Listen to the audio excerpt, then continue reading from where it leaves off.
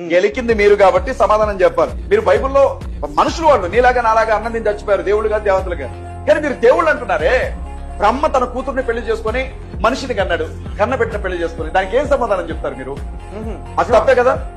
ఇంద్రుడు ఒక ముని భార్య దగ్గరికి వెళ్లి ముని రూపంలో ముని భార్యను చేర్చాడు, ఒళ్ళంతా కళ్ళు శాపం తెచ్చుకున్నాడు. ఇంద్రలోకానికి అధిపతి కదా, తప్పే కదా, తప్పే కదా. నది పక్కన స్నానం చేస్తున్నటువంటి మునీశ్వరుల భార్యల దగ్గరికి వెళ్లి శరీరం మీద ఉండే బట్టలు తీసి శివుడు నాట్యం చేశాడు. మునీశ్వరులు వచ్చి మా భార్యలకి నువ్వు అంగాన్ని చూపిస్తావా అని చెప్పి నీ లింగం తెగిపడుతుంది అని అన్నాడు. మరి అది తప్పే కదా, అతను చేసింది తప్పే కదా.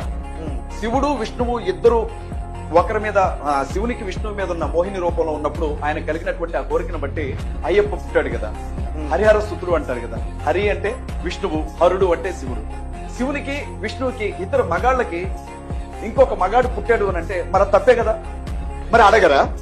బైబిల్లో మామూలు మనుషులు చేసిన తప్పుల గురించే నువ్వు పాయింట్అవుట్ చేసి మాట్లాడుతూ ఉంటే మరి మీరు దేవుళ్ళుగా కొలిచే వ్యక్తుల ప్రవర్తన గురించి ఎదుటి వాళ్ళు అడగరా? అప్పుడు మీకు కష్టం అనిపిస్తుందా?